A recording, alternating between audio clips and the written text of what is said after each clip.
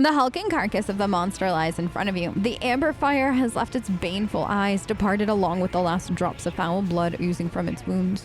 In the distance, the master helmsman slowly regains consciousness. He immediately recoils from the dead creature, swearing profanely. Lord Captain, I'm guilty as charged. I was not myself. I fell for the filthy Xenos trick like a green cabin boy. I make no excuses. I know the rules and request capital punishment. Strike off my head and be done with it. What happened? Renegade stormed the bridge and then brought that thing in. We held our ground, but as soon as the monster looked at us, my mind went blank. I was like a puppet, damn Xenos tricks. There'll be no execution. You have a duty before the dynasty and you will bear it. It's not your fault. And the old dub will have to put up with me a while longer. I appreciate your clemency, Lord Captain. I would be lost without Ravor. Master-at-Arms stands at attention, ignoring the wounds and burns covering her face and body. Lord Captain, the vessel has been secured. The mutineers in all compartments have lost the will to fight all at once. Some have fainted while others have gone into shock and panic. I believe they sense the despicable overlord was dead. These things can dominate anyone's mind. Are you sure there are no traitors among your people? Not anymore. Several enforcer squads were compromised, but I shut down the ventilation system in their compartments and asphyxiated them. Once we're done here, we'll enter with flamers, burn the bodies, and personnel sweep. Anyone suspicious goes out the airlock. Your foresight is commendable. It is the duty of the Master-at-Arms to anticipate any threat to the ship's safety, even one as unusual as an uprising by genetic aberration supported by the highest ranking officers. I met Klein on the freighter. He showed great ingenuity and valor. You can always count on veterans. I'll present the old man with an award. Throne knows he's earned it and then some. Where's the Infernus Master? That entire traitor's bloodline should have been sealed and the tank Feislein thrown into the void and blown up a long time ago. The Horseman has mounted a defense in Bay 45 F1, but my people have his gang cornered. We'll get him soon enough.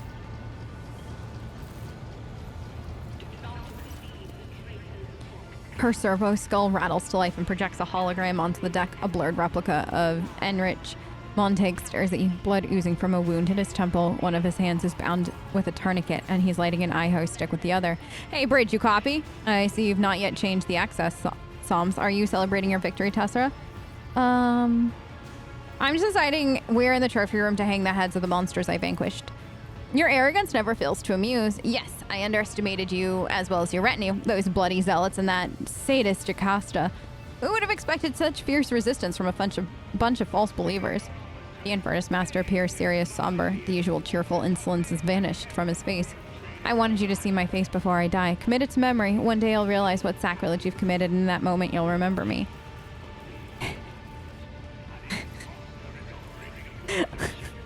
I did not think Marzai was going to have so many lines in this DLC, and given that I have a not so mild obsession with this man, makes me so happy. Does this primitive piece of technology give you a good view of your precious monster's corpse? Marzai smiles with satisfaction upon seeing the pain in Einrich's face. By killing your sire, did you feel the abomination die? How'd that monster... No, now that it's all over. Were you born a human or an aberration? There's no sense in... Were you born a human or an aberration? I am pure. My mother and father both trace their lineage back to the one who received the gift of genetic perfection from the sire himself.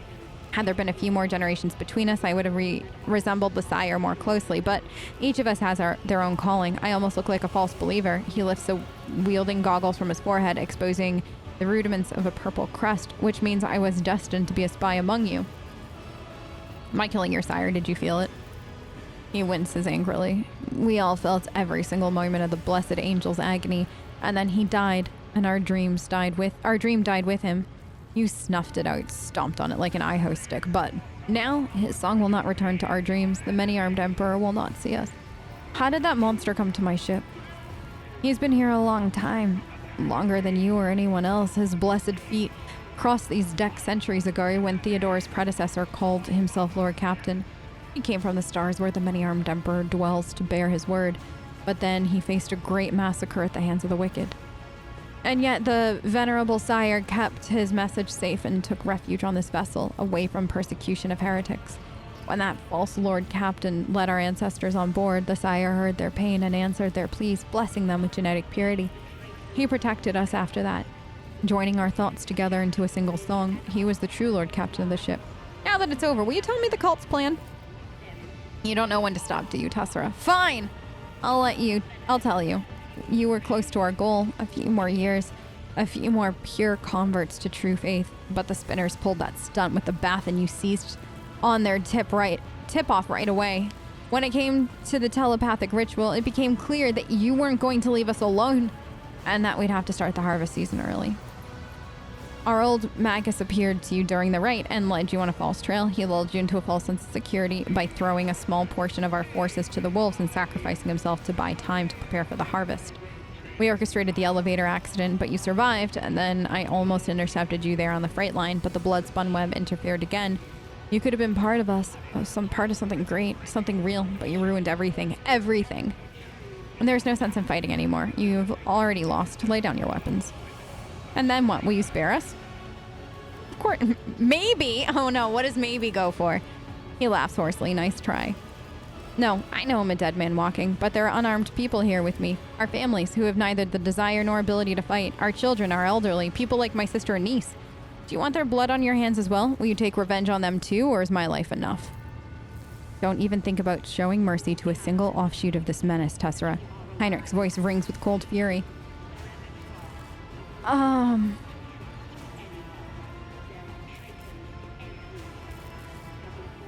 Your family is dead. A tear rolls down his cheek, leaving a damp trail through the soot covering his face, yet his voice remains steady. Was that really necessary? Did Nemi and Mia have to die? Argenta's expression grows somber. It was merciful. Death has released them from serving a horrific beast. May the Emperor take pity on their souls. First you consign your family to the clutches of unspeakable heresy, and now you weep for their death. The Seneschal's voice rings with icy castigation. I see that any further dialogue with you would be pointless, Montague. I told them to surrender, and they would not listen. The eye-ho stick in his fingers is shaking. Of course not. Why would they? I let you go, you'll only start scheming, killing, and infecting people again. No, we'll merely fade away. The sire is dead, and his pure-blood offspring have been butchered. They alone, our pristine kin, could bestow the kiss that allowed his song to be heard. The orphans and widows are no threat to anyone. Drop them off in any remote wilderness. Fine. I'll spare your people and drop them off on a desolate world. That's very generous for a false believer. I'm grateful, although I don't forgive you. Order the enforcers to hold their fire. I'll let my people out of the compartment. He nods. It's done. Only those willing to share my fate remain. You hear shouting and gunfire in the background. He hastily finishes his final eye-ho stick. Jocasta's mongrels have begun their attack. It's time to say goodbye, Tessera. It's a pity I couldn't share the blessing of purity with you and make you part of our family. A pity, too, that we couldn't kill you either. But we all must play the cards we're dealt, and now we take our leave, the way the true master of fire should. The finger of the truth has 3 sorrowful phalanges. One is shattered, but the Infernus Master smiles widely and pulls a remote control from his pocket and pushes the button. There's a sharp beeping of detonators, a monstrous roar, and the projection disappears. For a while, the sound of flames crackle from the speaker before abruptly cutting off. Sarbak mutters something into the comm bead and then hisses. Thermal charges. Void Rat blew up the compartment along with himself and the entire assault team. Good riddance. Let him burn. Let him burn, echoes Sarbak. That was the last pocket of resistance. The mutiny has been suppressed, Lord Captain. The enforcers are now carrying out a sweep of the compartments, and the officers are forming new repair crews to replace the Inferni. The ship's critical systems have been stabilized. Your throne has been liberated. Thousands of dynasty subjects are waiting for your order. So all that remains for you is to take the captain's throne and affirm your dominion. All hail House von Valencius. Holy. Oh. Okay. Did we do that? Did we? Yeah, the corruption. The cult of the Ravenous Star was eliminated. Each case of contamination. Okay, so there's still this to do. This is only chapter 2. That's chapter 2. Oh my god. Wait. So I guess this is we gotta go find traces of them. So yeah, take the captain's throne. Let's do it. Humbly await your ascension to the throne. To all officers, crew members who have remained faithful to their vows of service, this ship is ours. Glory to the von Valencius dynasty. Oh, I'm so proud of her. I'm so proud of her. Tessa's such a big damn hero. Saved her ship. Flirted with a cultist. You know, everyday things.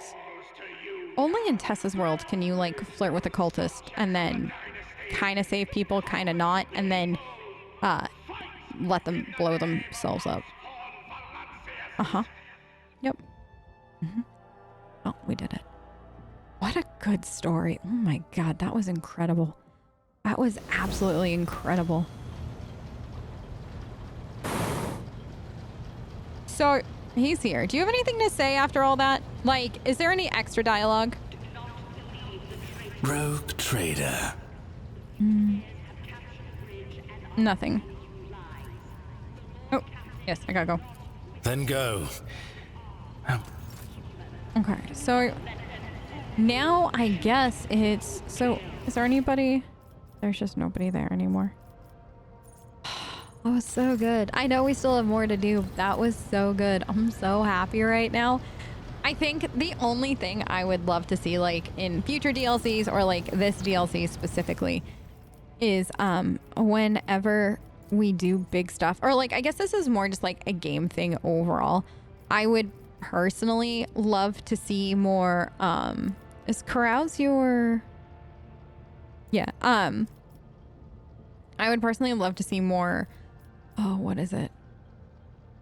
Reactivity from companions, even if it's not like I don't need it voiced or anything, but like I would have loved to have seen like something from Marzai, or like if I go talk to Abelard now, I'd love to see something like that to, you know, like after the story and stuff, because that was so big. So like that I think is my only criticism, or like I feel like the game overall, I'd like to see more reactivity from companions in that regard. Otherwise though, this was like absolutely freaking brilliant, that whole storyline. And I know we're not done, which is absolutely insane to me, but the way it weaved in, like the fact that Kibellah feels more like a bonus to this DLC is insane to me. Like I feel like it's literally 2 DLCs in one. You have Kibellah and like her whole story and just like the Blade Dancer class and stuff like that, which is phenomenal in and itself. But then on top of it all, like you've got this incredible story like going on in the background. It's I don't understand. I don't know. I deadly aim, what is this? If the character is higher than the enemy's dodge. Oh. No. I haven't even seen these. Extermination. Any character that deals increase. Sure. So yeah, so that's just something like overall I'd like to see, but like this whole, I can't, like I'm sitting here kind of like not knowing how to process anything that happened, because that was all just so good. Wait, all right, wait, shouldn't Heinrich? Oh, I'm on the wrong side. Heinrich's right here. So do you have anything? What can I do for you? No, dear God. This. All right, and then double check with Abelard. Lord Captain. Okay, I must take my leave. Lord Captain. All right, so I guess we're now back on the hunt for, you know, the what is it? The 3 sorrowful phalanges. Like that, apparently we gotta go kill more. Okay, so we were originally going here, right? Isn't that where we were going? But now we've got the DLC causing issues though. So like where does she want me to go? It doesn't say, does it? Hold on, journal? So the corruption, okay. Its source must be discovered. The corruption of genetic aberrations could have spread, okay. But where? I'm almost tempted to like, if I go here, will that let me go here? And is that, you know what? You know what? Can't I just do this? Let's go. Let's. Oh. And then, well, don't I have, you know what? Well, this is a great idea. Okay, hold on. I have the best idea. We were gonna go visit Vabos, right? Because don't I have something to do here? I didn't know I was visiting Vabos until I decided to visit Vabos. But we'll get this like big thing done or whatever. And then here. The malcontent has begun spreading insulting rumors concerning the rogue trader among the aristocracy. Proudly ignore the rumors and their spread. Punish the 2 random noble families.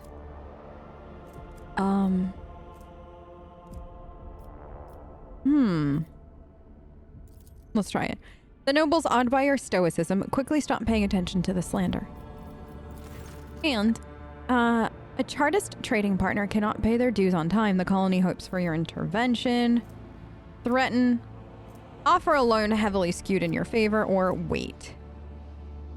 Oh. We shall wait. It takes a few cycles, but the Chartist pays their debt and makes some additional generous donations. Why did we need me for this? Okay, so now... Dreamless. Convicts will be of much greater use if they are cut from sleeping... Oh, warp guides? But there are several warp guides among the Yes! Warp guides. Love that. Okay, so we're done. Look at that. We're so good. Now, off to the Dargonus. I think it said my throne room needed me. I really don't want to go to the throne room. Also, question. If I decided... So I would have to. Okay. So, let's go here. Warp travel. I know it's unsafe. Everything is unsafe. This is the Koronus Expanse. What do you expect from me? Warp travel. Sarbak's voice is resonant. Mistress Kibellah has been apprehended by enforcers at the scene of a crime. Eyewitness saw her assault and kill the esteemed Churgeon. She has confessed to the murder. The penalty for murdering a senior officer is death. However, given her honorable service and her special status, I dare not proceed without your permission. She's incarcerated and awaiting your judgment. Let me know when you're ready to hear her case. Yes. Okay. Let's,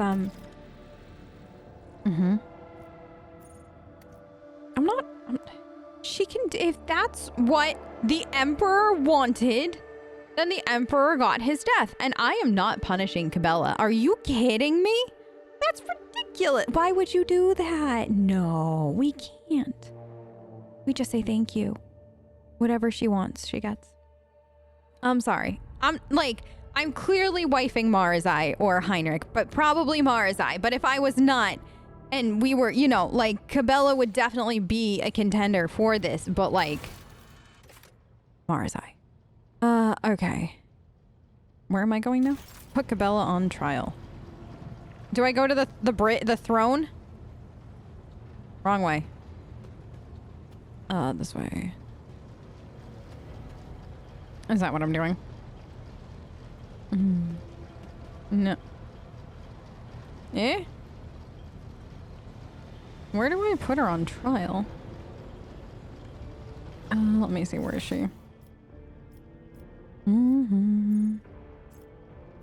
Abelard, where's Kibellah? She's not here. Where did they say she was? Oh!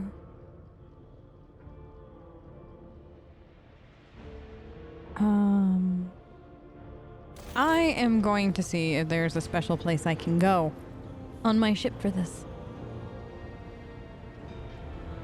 I was actually trying to get normal everyday stuff done on my ship, by the way. Okay. So it's not here. It's kind of nice having Pascal back in the party. I won't lie. I've missed him. So, I don't think it's the shrine. That would make no sense. Do I have to go talk to Jocasta? Is that what it is? That's probably exactly what it is. I just wanted to take you on a tour of my ship. Welcome to the Von Valencia's beautiful ship. Also, we haven't been back here. Oh, God! Oh, we have a new confessor. Lovely. Good. Everything's in order. Thank you for all being here. Long live the road trader, yes. Fridge. Yes. We just inspecting everything.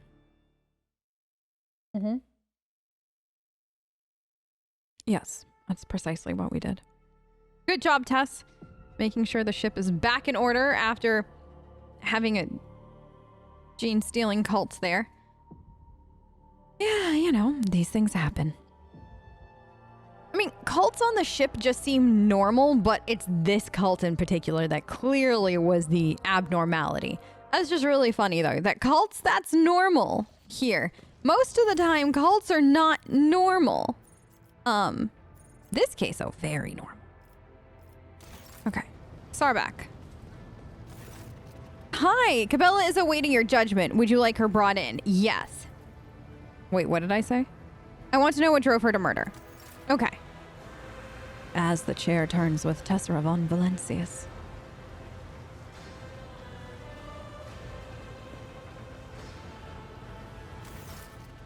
Lord Captain, a murder has been committed on the ship. The victim is one Latard Forius, Chirurgeon Majoris. The perpetrator was apprehended at the scene of the crime, admitted her guilt, and did not resist arrest.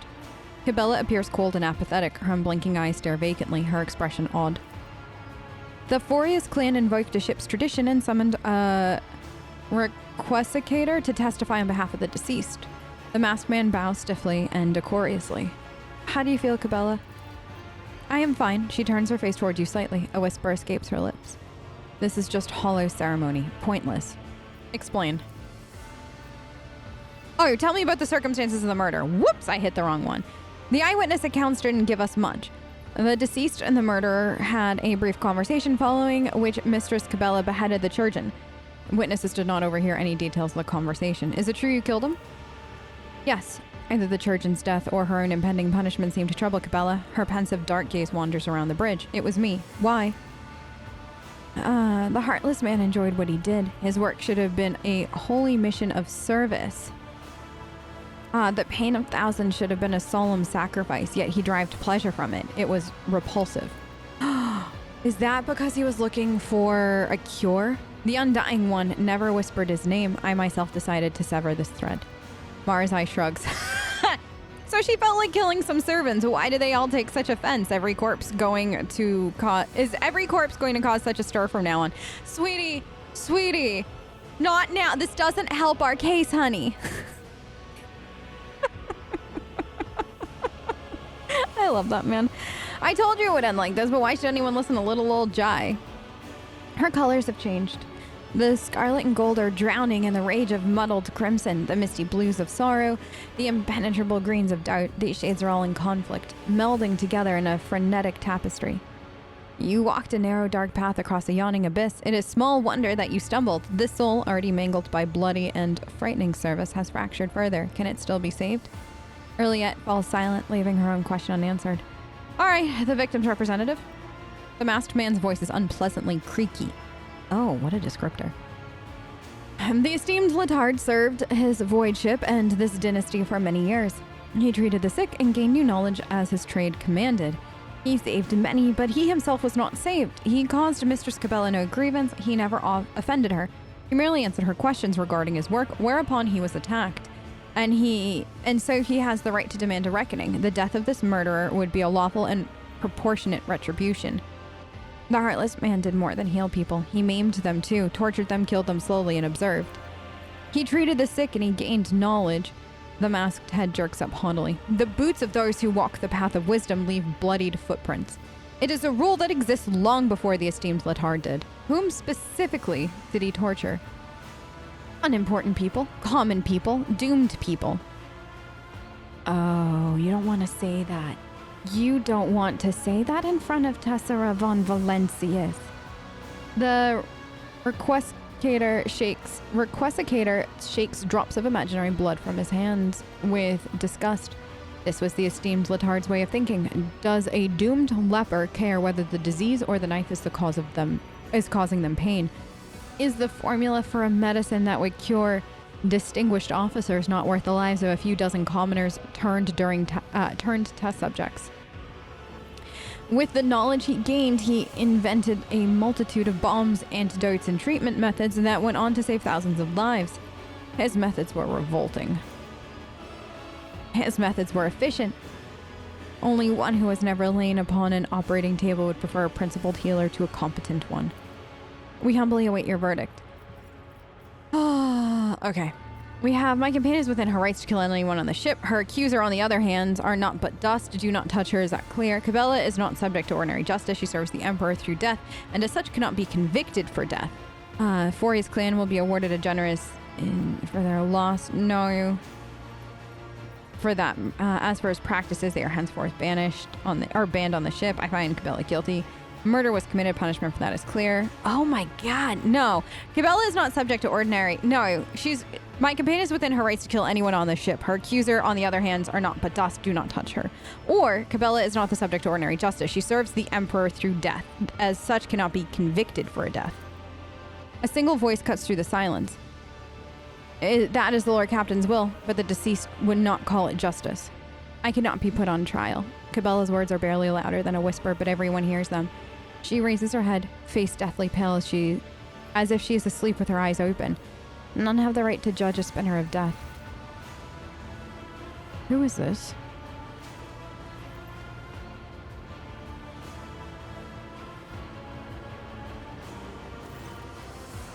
Only he can judge. Though the Vizier's eyes are signed shut, one can still read the grief that permeates his wrinkled features. He whispers in a sorrowful voice, "You have strayed from the thread. You have doomed the tenants of the blood-spun web to oblivion. What a sorry end. For me, not for you, for I am compelled to usher my apprentice's soul to the other side before it is my time to go." Why have you come here, Vizier? To take the one who no longer sees the tenants, to give her to him. She is dangerous, to pacify her forever. Such is my duty, and so must it be. Did he whisper my name to you? I do not believe you, Mentor. I am loyal to him. You must have been confused and misread his signs. What is happening? She's not herself. The second spinner's in the throes of a spiritual ailment that we call doubt. This most terrible ailment, though harmless to layfolk, is deadly to us, for a doubtful spinner will stray from their destined thread and into bloodthirsty madness. Doubt brings them to the undying one before their time. Our service is demanding. It requires clarity and a sense of purpose that she no longer possesses. Long have I sensed the seeds of anxiety in her, but I hoped her reason would prove stronger and prevail. Alas, now I see the mark of despondence on her. Alas, I know that I am not mistaken.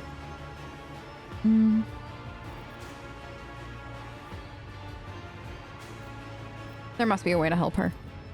How would one heal the soul of another, Daman? She's fighting a losing battle inside her mind, one she is all but lost. We cannot enter her mind. We cannot reach out a hand to her, although you could. A thread binds the Daman and her shadow together. A rare thread, a shared thread. Will that connection be enough for your souls to enter into harmony? I must attempt to save her at the very least. The Vizier turns his face towards Kibellah, who seems withdrawn, her spark snuffed out, and he whispers, "Then seek a steward of souls, an artisan who will put you both into a Psyker's trance, allowing your minds to become one. You have a chapel full of astropaths, Daman. One of them will surely do you that service. See that their guidance is strong, for inside her soul you will encounter monsters. A doubt-ridden mind is a dangerous place." Yes, I would concur. A doubt-ridden mind is extremely dangerous in this such case, for sure. And I'm gonna go and enter into it. Oh boy. That's fine. That's fine. So fine. We'll be great. I would like it knowing that every single time I try to do normal everyday game stuff, the game LOLs at me. And I get thrown into more DLC stuff, and I'm okay with that. I'm not upset by it. But I just want you to know, I tried. We did get one thing done. Kind of. Sort of. I still don't know where to go for the other thing, but that's besides the point. So now we're what? Gonna just take a walk through Kibellah's mind? Try to save her? I'm game. I'm game.